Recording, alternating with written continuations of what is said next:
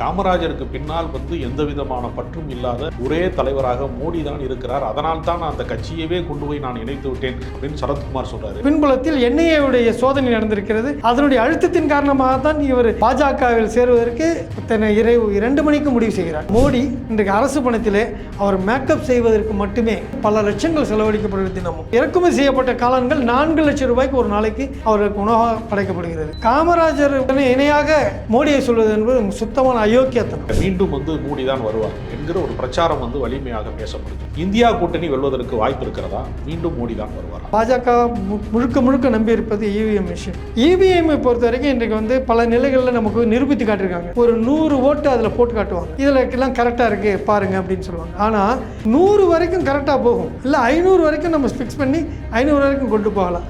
அந்த 500 ஓட்டுக்கு பிறகு அடுத்த ஓட்டு போடும்போது இது தலைகீழாக உள்ளே மாறும். மின்னணு வாக்குப்பதிவு எந்திரத்தின் மீது குற்றச்சாட்டு சொல்லி நாம் தப்பித்து விட முடியுமா? ஏனென்றால் கர்நாடகத்திலே காங்கிரஸ் ஜெயிக்கிறது, தமிழ்நாட்டிலே திமுக ஜெயிக்கிறது. அப்பொழுதெல்லாம் மின்னணு பதிவு பற்றி யாருமே பேசவில்லை. இதில் தான் பாஜகவுடைய உச்சபட்ச தந்திரம். ஒரு மாநிலம் ஜெயிக்கிறது என்றால் அவர்களுக்கு கவலை இல்லை. ஒரு இடைத்தேர்தலில் ஒருத்தர் வெற்றி பெறுகிறார் என்றால் அதை பற்றி அவங்களுக்கு கவலை இல்லை. ஆனால் மத்தியில் தன்னுடைய ஆட்சி அமையணும் என்பது தான் அவருடைய நோக்கம். ஏன்னா மத்தியில் ஆட்சி அமைத்தால் மாநிலங்களே இன்றைக்கு கலைத்து விடக்கூடிய சூழ்நிலை இருந்து கொண்டிருக்கிறது. அவர்களுடைய உண்மையான இலக்கு என்பது அரசியல் சாசனத்தை இல்லாமல் செய்வது. குறிப்பாக அம்பேத்கர் எழுதிய இந்த சமத்துவத்தை, அரசியல் சாசனத்தை இல்லாமல் செய்வது என்று தொடர்ந்து திருமாவளவன் பேசி வருகிறார். இது எந்த அளவுக்கு உண்மை? அரசியல் சாசனம் தான் இன்றைக்கு எவ்வளவு தூரம் முஸ்லிம்கள் மீது நீ வெறுப்பை கக்கினாலும் அல்லது மற்ற கட்சிகளின் மீது உங்களுடைய ஆதிக்கத்தை செலுத்தினாலும், இந்த சமூக செயல்பாடுகள் மீது உங்களுடைய ஆதிக்கத்தை செலுத்தினாலும், இன்றைக்கு அவர்களுக்கெல்லாம் அரணாக இருப்பது இந்த அரசியலமைப்பு சட்டம் தான். இந்த அரசியலமைப்பு சட்டம் இருக்கின்ற காரணத்தினால்தான்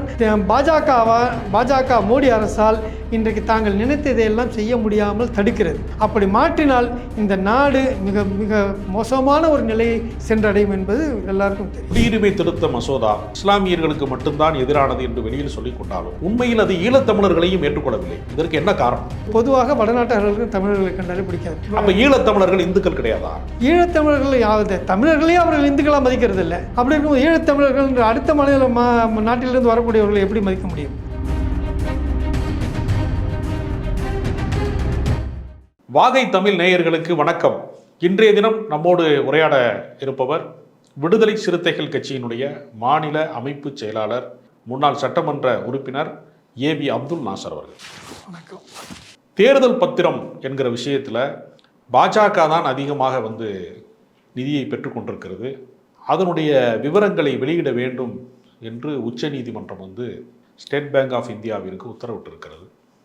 இந்த சூழலை எப்படி பார்க்கிறீர்கள்? பாஜகவை பொறுத்த வரைக்குமே அனைத்துமே மூடு மந்திரம்தான். ஏன்னு கேட்டால் அவங்களுடைய பேஸ் ஆர்எஸ்எஸ். அந்த ஆர்எஸ்எஸ்ஸே ஒரு மூடு மந்திரமான ஒரு இயக்கம். ஆனால் அதையே ஆட்சியிலே கொண்டு அமல்படுத்தும் போது நமக்கு பேராபத்தாக முடிகிறது. இன்றைக்கு மாபெரும் ஊழல், இந்தியாவிலேயே மிகப்பெரிய ஊழலாக இருக்கக்கூடியது இந்த பத்திர ஊழல். ஆனால் அந்த ஊழல், அந்த தொகையை யாரிடமிருந்து பெற்றோம், எவ்வளவு பெற்றோம் என்பதையெல்லாம் நாட்டு மக்களுக்கு மறைப்பது என்பது மாபெரும் துரோகம். இந்த சமுதாயத்திற்கு, இந்த நாட்டிற்கு செய்கின்ற மாபெரும் துரோகம். இப்பொழுது ஸ்டேட் பேங்க்கு நம்ம உச்சநீதிமன்றம் கேட்குது.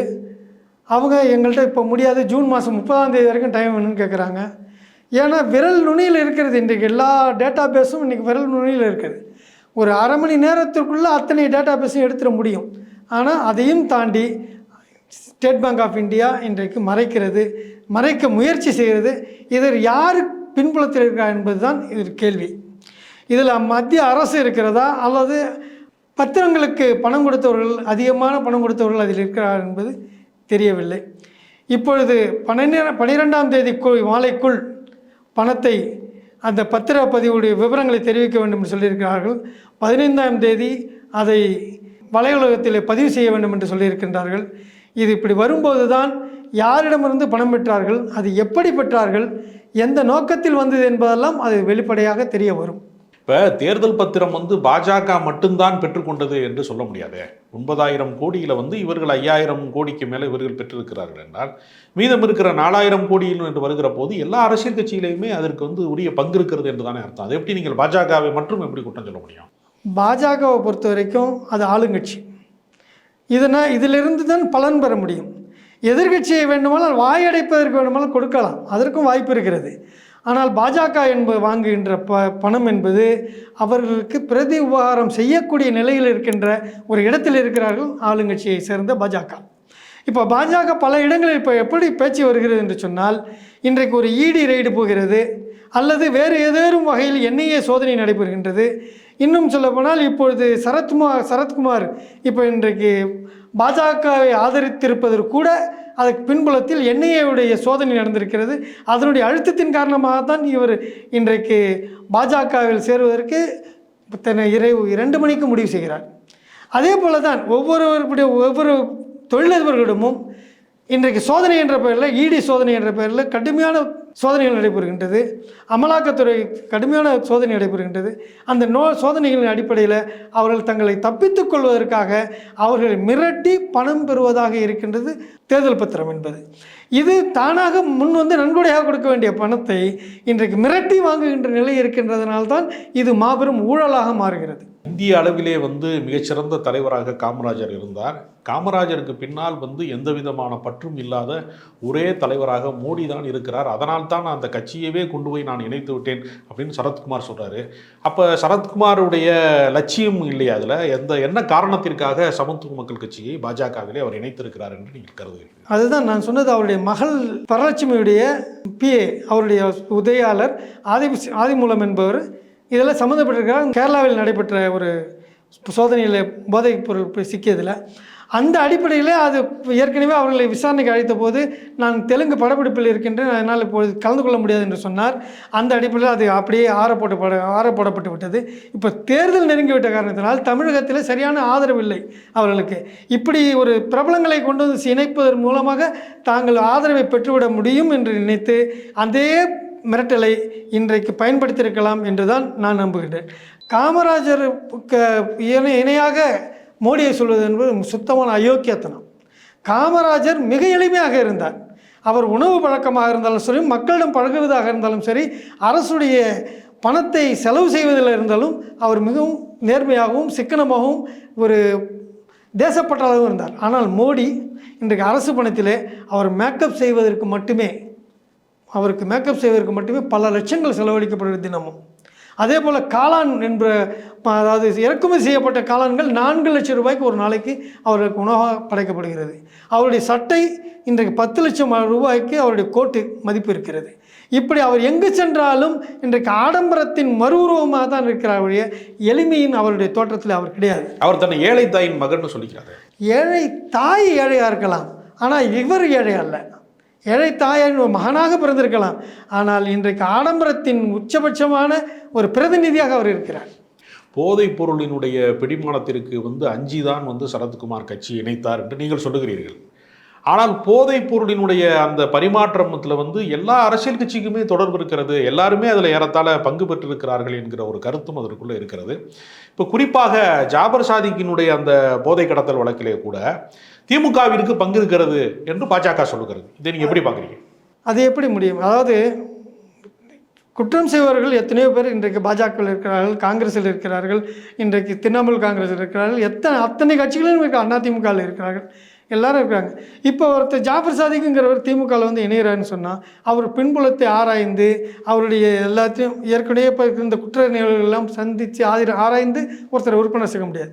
உறுப்பினர் சேர்வது இன்றைக்கி ஆன்லைனில் வந்துருச்சு. இன்றைக்கி யார் வேணாலும் தன்னை உறுப்பினராக சேர்த்துக்கொள்ளலாம்.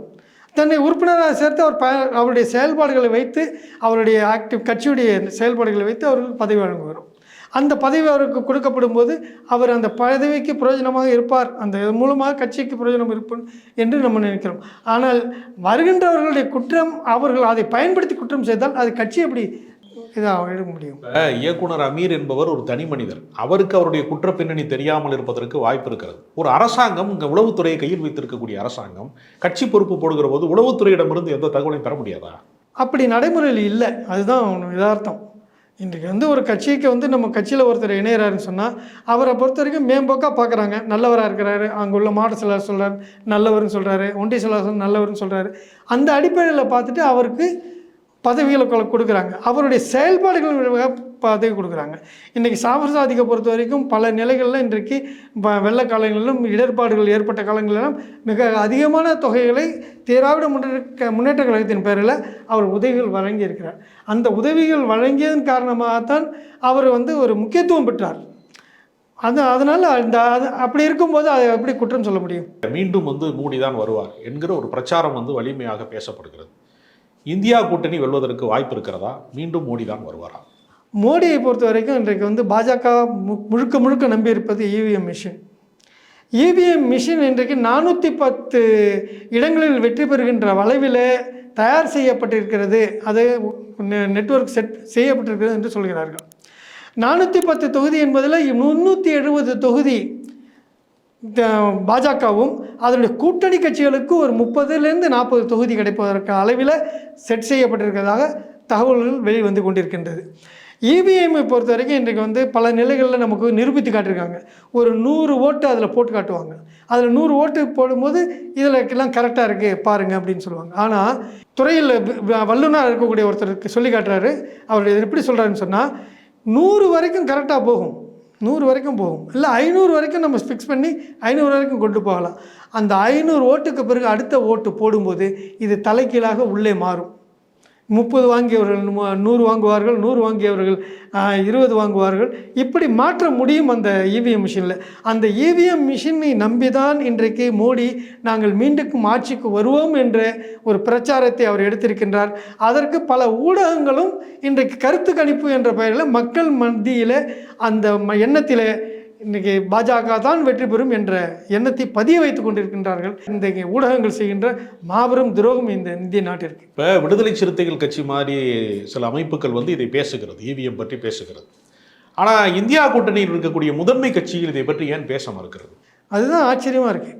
ஏன்னு சொன்னால் நாங்கள் பல தடவை நம்ம சொல்லியிருக்கோம், காங்கிரஸ் இதை கையில் எடுங்க, காங்கிரஸ் இதை முழுமையாக கையில் எடுத்து இந்தியா கூட்டணியை அதை பற்றி பேசலாமே. இந்தியா கூட்டணியில் இப்போ அதை பற்றி ஒரு தீர்மானம் போட்டிருக்காங்க. எப்படின்னு சொன்னால் விவிபேட் இருக்குல்ல, அந்த இவிபேடை இவிஎம் மிஷினோடு இணைக்கணும். அந்த விவிபேட்டில் வரக்கூடிய அந்த ஒப்புகை சீட்டுங்க என்பதை அந்த ஒப்புகை சீட்டை மட்டும் தனியாக வெளியில் எடுக்க வேண்டும், அதுக்குள்ளேயே கிடக்கக்கூடாது. வெளியில் எடுத்து தனிப்பட்டியில் அதை எடுத்து போட வேண்டும். அதை தேர்தல் எண்ணும்போது அந்த ஒப்புகை சீட்டுகளை மட்டும் முதல்ல எண்ணி விட்டு பிறகு வேண்டுமானால் இவிஎம் மிஷினில் இருக்கிறத சரிபார்க்கலாம் என்று சொல்கிறேன். கிட்டத்தட்ட இந்தியாவில் நடைபெற்ற சென்ற தேர்தல் நடைபெற்றதில் மாபெரும் ஊழல் இந்த இவிஎம்மில் நடந்திருக்கு. ஏன்னு கேட்டால் கிட்டத்தட்ட 300 தொகுதிகளுக்கு மேலே 1000 பதிவாகியிருந்த ஒரு இவிஎம் மிஷினில் 1000 ஓட்டு பதிவாகியிருந்தால், ஆனால் அதில் வரக்கூடிய ரிசல்ட் 1700க்கெல்லாம் வந்திருக்கிறது. அந்த மாதிரி வித்தியாசமான ஒரு பதிவு இருக்கிற காரணத்தில் மின்னணு வாக்குப்பதிவு எந்திரத்தின் மீது குற்றச்சாட்டு சொல்லி நாம் தப்பித்து விட முடியுமா? ஏனென்றால் கர்நாடகத்திலே காங்கிரஸ் ஜெயிக்கிறது, தமிழ்நாட்டிலே திமுக ஜெயிக்கிறது. அப்பொழுதெல்லாம் மின்னணு பதிவு பற்றி யாருமே பேசவே இல்லையே. இது இதில் தான் பாஜகவுடைய உச்சபட்ச தந்திரம். ஒரு மாநிலம் ஜெயிக்கிறது என்றால் அவர்களுக்கு கவலை இல்லை. ஒரு இடைத்தேர்தலில் ஒருத்தர் வெற்றி பெறுகிறார் என்றால் அதை பற்றி அவங்களுக்கு கவலை இல்லை. ஆனால் மத்தியில் தன்னுடைய ஆட்சி அமையணும் என்பது தான் அவருடைய நோக்கம். ஏன்னா மத்தியில் ஆட்சி அமைத்தால் மாநிலங்களையே இன்றைக்கு கலைத்து விடக்கூடிய சூழ்நிலை இருந்து கொண்டிருக்கிறது. மாநில ஆட்சிகளையே இன்றைக்கு கலைக்கக்கூடிய சூழ்நிலையாக்கி மாநிலங்களை மாவட்டங்களாக மாற்றுகின்ற நிலைமை இன்றைக்கி போயிட்டுருக்கு. இதுதான் இன்றைக்கி எங்களுடைய தலைவர் எழுச்சி தமிழர் திருமாவளவன் திரும்ப திரும்ப சொல்கிறார், இந்த தடவை 2024 மோடி வெற்றி பெற்று விட்டால் மீண்டும் இந்த நாட்டிலே ஜனநாயகமே இருக்காது, இந்த நாட்டிலே ஜனநாயக ஆட்சி என்பது மாவட்டங்களாக மாறிவிடும், மாநிலங்கள் என்ற ஒரு தத்துவமே இருக்காது என்றுதான் குற்றம் சாட்டுகிறார். இஸ்லாமிய வெறுப்பை பாஜக பேசினாலும் அவர்களுடைய உண்மையான இலக்கு என்பது அரசியல் சாசனத்தை இல்லாமல் செய்வது, குறிப்பாக அம்பேத்கர் எழுதிய இந்த சமத்துவத்தை, அரசியல் சாசனத்தை இல்லாமல் செய்வது என்று தொடர்ந்து திருமாவளவன் பேசி வருகிறார். இது எந்த அளவிற்கு உண்மை? அரசியல் சாசனம் தான் இன்றைக்கு எவ்வளவு தூரம் முஸ்லீம்கள் மீது நீ வெறுப்பை கக்கினாலும் அல்லது மற்ற கட்சிகளின் மீது உங்களுடைய ஆதிக்கத்தை செலுத்தினாலும், அரசியல் இந்த சமூக செயல்பாடுகள் மீது உங்களுடைய ஆதிக்கத்தை செலுத்தினாலும் இன்றைக்கு அவர்களுக்கெல்லாம் அரணாக இருப்பது இந்த அரசியலமைப்பு சட்டம்தான். இந்த அரசியலமைப்பு சட்டம் இருக்கின்ற காரணத்தினால்தான் பாஜக மோடி அரசால் இன்றைக்கு தாங்கள் நினைத்ததையெல்லாம் செய்ய முடியாமல் தடுக்கிறது. இன்னும் அதனால் தான் அவர்கள் பாஜகவோடு இருக்கக்கூடிய தலைவர்கள் எல்லாம் இன்றைக்கு பேச ஆரம்பித்திருக்கிறார்கள். இந்த அரசியலமைப்பு சட்டத்தை நாங்கள் மீண்டும் ஆட்சிக்கு வந்தால் மாற்றி விடுவோம், இதை மாற்றி விடுவோம் என்று சொல்கிறார்கள். அப்படி மாற்றினால் இந்த நாடு மிக மிக மோசமான ஒரு நிலையை சென்றடையும் என்பது எல்லாருக்கும் தெரியும். குடியுரிமை திருத்த மசோதா இஸ்லாமியர்களுக்கு மட்டும்தான் எதிரானது என்று வெளியில் சொல்லிக் கொண்டாலும் உண்மையில் அது ஈழத்தமிழர்களையும் ஏற்றுக்கொள்ளவில்லை. இதற்கு என்ன காரணம்? பொதுவாக வடநாட்டவர்களுக்கு தமிழர்களை கண்டாலே பிடிக்காது. அதுவும் ஈழத்தமிழர்கள் இந்துக்கள் கிடையாதா? ஈழத்தமிழர்கள் யாவது தமிழர்களையும் அவர்கள் இந்துக்களாக மதிக்கிறது இல்லை. அப்படி இருக்கும்போது ஈழத்தமிழர்கள் அடுத்த மாநில நாட்டிலிருந்து வரக்கூடியவர்களை எப்படி மதிக்க முடியும்? அதனால் அவர்களும் மதிக்க மாட்டார்கள். அது மட்டுமல்ல, இன்றைக்கு இந்த சிஏஏ சட்டம் என்பது இது சிறுபான்மை மக்களுக்கு மட்டும் எதிரான சட்டம் அல்ல, ஒவ்வொரு இந்துக்களுக்கும் அது எதிரான சட்டம். தமிழ்நாட்டில் இருக்கக்கூடியவர்கள் தன்னை இலங்கையை சேர்ந்தவன் இல்லை என்பதை நிரூபிப்பதற்கு அவர்களுக்கு மிகப்பெரிய கஷ்டம் வரும். அதே போல் இன்றைக்கு இருக்கக்கூடியவர்கள் இன்றைக்கு தலித்துகள், அதில் பெரும்பான்மையாக பாதிக்கப்படக்கூடியவர்கள் தலித்துகள். ஏனென்று சொன்னால் இன்றைக்குத்தான் அவர்கள் சுதந்திரமாக கொஞ்சம் கொஞ்சமாக இன்றைக்கு முன்னேறி வருகின்றார்கள். அவர்களிடம் கல்வி அறிவு இன்றைக்கு தான் வந்து கொண்டிருக்கின்றது. இந்த நிலையில் அவர்களிடம் இந்த ஆவணங்கள் எல்லாம் கேட்டால் கண்டிப்பாக இருக்காது. அதனால் பாதிக்கப்படுவது குறிவைப்பது முஸ்லீம்களாக இருந்தாலும் அவர்களுடைய பாதிக்கப்பட போவது தலித்துகளும் முஸ்லீம்களும் தான் இதில் அதிகபட்சமாக பாதிக்கப்படும். எங்களுடைய கேள்விக்கு மிகச்சிறந்த பதில்களை தந்து இந்த நேர்காணலை நிறைவடைய செய்திருக்கிறார். நன்றி, வணக்கம்.